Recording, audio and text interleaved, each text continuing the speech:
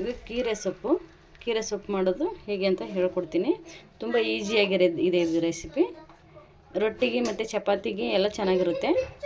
ಸೊಪ್ಪನ್ನ ಈ ರೀತಿ ಕಟ್ ಮಾಡ್ಕೋಬೇಕು ಮಧ್ಯದಲ್ಲಿ, ಅಂದರೆ ಬೇಗ ಬೇಯುತ್ತದೆ ಸೊಪ್ಪು. ನೋಡಿ, ಇವಾಗ ಒಂದು ಬಾಣಲಿ ಇಟ್ಟಿದ್ದೀನಿ. ಇದಕ್ಕೆ ಒಂದು ಸ್ವಲ್ಪ ಎಣ್ಣೆ ಹಾಕ್ಕೊಳ್ಳೋಣ. ಎಣ್ಣೆ ಬಿಸಿ ಆಗಲಿ. ಎಣ್ಣೆ ಬಿಸಿಯಾಗಿದೆ. ಸ್ವಲ್ಪ ಜೀರಿಗೆ ಹಾಕೊಳ್ಳೋಣ. ಒಂದು 5 ರಿಂದ 6 ಹಸಿಮೆಣಸಿನ್ಕಾಯಿ ಹಾಕ್ಕೊಳ್ಳೋಣ. ಹಾಕ್ಕೊಂಡು ಸ್ವಲ್ಪ ಹಿಂಗೆ ಫ್ರೈ ಮಾಡ್ಕೊಳ್ಳೋಣ. ಇದಾದಮೇಲೆ ಒಂದು ಸ್ವಲ್ಪ ಬೆಳ್ಳುಳ್ಳಿ, ಆಮೇಲೆ ಒಂದು ಸ್ವಲ್ಪ ಶೇಂಗದ ಕಾಳು ಹಾಕೊಂಡ್ಬಿಡೋಣ. ಸ್ವಲ್ಪ ಲೈಟಾಗಿ ಬಿಸಿ ಮಾಡ್ಕೊಳ್ಳೋಣ ಅಷ್ಟೇ. ಹೀಗೆ ಒಂದು ಸ್ವಲ್ಪ ಬಿಸಿ ಮಾಡ್ಕೋಬೇಕು.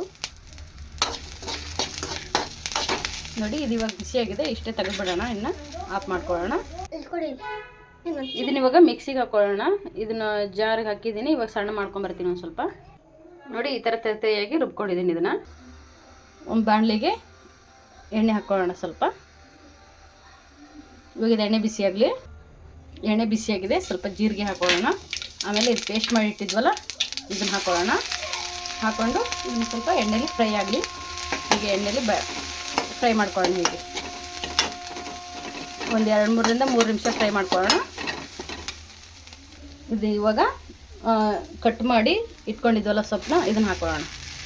ಹೀಗೆ ಹಾಕ್ಕೊಂಡು ನೀಟಾಗಿ ಮಿಕ್ಸ್ ಮಾಡ್ಕೊಳ್ಳೋಣ. ಅದು ಕೆಳಗಡೆದೆಲ್ಲ ಇಲ್ಲ ಒಂದು ಕಿದೋಗ್ಬಿಡ್ತೈತೆ. ಹಿಂಗೆ ಮಿಕ್ಸ್ ಮಾಡ್ಕೋಬೇಕು. ಸೊಪ್ಪು ಜೊತೆಗೆಲ್ಲ ಬೆರಿಬೇಕದು. ಇದೇ ಥರ ಎಲ್ಲ ಸೊಪ್ಪುಗಳನ್ನು ಹಾಕೊಂಡ್ಬಿಡೋಣ. ನೋಡಿ, ಈ ಥರ ಸೊಪ್ಪು ಇಷ್ಟೊಂದು ಕಾಣಿಸ್ತಿದೆಯಲ್ಲ. ಇವಾಗ ಒಂದು 2 ನಿಮಿಷ ಹೀಗೆ ಇದು ಮಾಡಿದ್ರೆ ಕೆಳಗಡೆ ಹೋಗ್ಬಿಡ್ತದೆ, ಎಲ್ಲ ಸೊಪ್ಪು ಕರಗಿಬಿಡ್ತದೆ.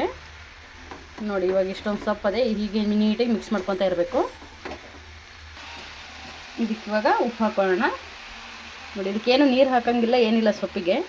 ಇದು ಹೀಗೆ ತಾನೇ ಕರಗುತ್ತೆ. ಇವಾಗ ಇದು ಆಲ್ರೆಡಿ ನೀರೇ ಇರುತ್ತೆ ಇದರಲ್ಲಿ. ಹಾಗಾಗಿ ಸ್ವಲ್ಪ ಉಪ್ಪು ಹಾಕೊಂಡ್ಬಿಟ್ರೆ ಬೇಗ ನೀರು ಬಿಡುತ್ತಲ್ಲ, ಹಾಗಾಗಿ ಕರಗೋಗುತ್ತೆ. ನೋಡಿ, ಅವಾಗಿಗಿಂತ ಇವಾಗ ಸ್ವಲ್ಪ ಕೆಳಗಡೆ ಕೊಂಡೋಯ್ತು. ಹೀಗೆ ಎಲ್ಲ ನೀಟಾಗಿ ಕೆಳಗಿನ ಮೇಲೆ ಮೇಲಿನ ಕೆಳಗೆ ಹಿಂಗೆ ಮಿಕ್ಸ್ ಮಾಡ್ಕೋಬೇಕು. ಹೀಗೆ ನೋಡಿ, ಇವಾಗ ಸೊಪ್ಪು ಎಷ್ಟು ಬೆಂದಿದೆ ಅಂತ.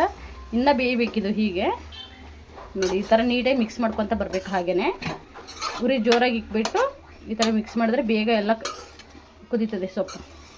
ಇನ್ನು ಕುದಿಬೇಕಿದೆ ಇವಾಗ. ಇದು ಜೋಳದ ರೊಟ್ಟಿಗೆ ಸೂಪರಾಗಿರುತ್ತೆ ಇದ್ರ ಪಲ್ಯ. ಒಂದ್ಸಲ ಈ ರೆಸಿಪಿ ನೀವು ಮಾಡಿ ನೋಡಿ. ವಿಡಿಯೋ ಇಷ್ಟ ಆದರೆ ಲೈಕ್ ಮಾಡಿ. ಹೊಸದಾಗಿ ನೋಡ್ತಿದ್ರೆ ನಮ್ಮ ಚಾನಲ್ನ ಸಬ್ಸ್ಕ್ರೈಬ್ ಮಾಡ್ಕೊಳ್ಳಿ. ಬೇರೆಯವ್ರಿಗೂ ಶೇರ್ ಮಾಡಿ ಆಯಿತಾ. ನೋಡಿ, ಹೀಗೆ ಇನ್ನೂ ಸ್ವಲ್ಪ ಬೇಯಬೇಕಿದು. ನೋಡಿ, ಈ ರೆಸಿಪಿ ರೆಡಿಯಾಗಿದೆ. ಜೋಳದ ರೊಟ್ಟಿಗೆ ಈ ಪಲ್ಯ ಕಿರಿಕಿರಿ ಪಲ್ಯ ಮಾಡಿದ್ದೀನಿ. ಕಿರಿಸಿಗೆರಿ ಅಂತಾರೆ ನಮ್ಮ ಕಡೆಗೆ. ಉತ್ತರ ಕರ್ನಾಟಕದ ಕಡೆಗೆ ತುಂಬ ಸ್ಪೆಷಲ್ಲು, ಚೆನ್ನಾಗಿರುತ್ತೆ. ನೀವು ಈ ರೆಸಿಪಿನ ಟ್ರೈ ಮಾಡಿ ನೋಡಿ. ಜೋಳದ ರೊಟ್ಟಿಗೆ ಈ ಕಾಂಬಿನೇಷನ್ ಸೂಪರಾಗಿರುತ್ತೆ. ಪಲ್ಯ ಈಗ ಬಂದಿದೆ ನೋಡಿ.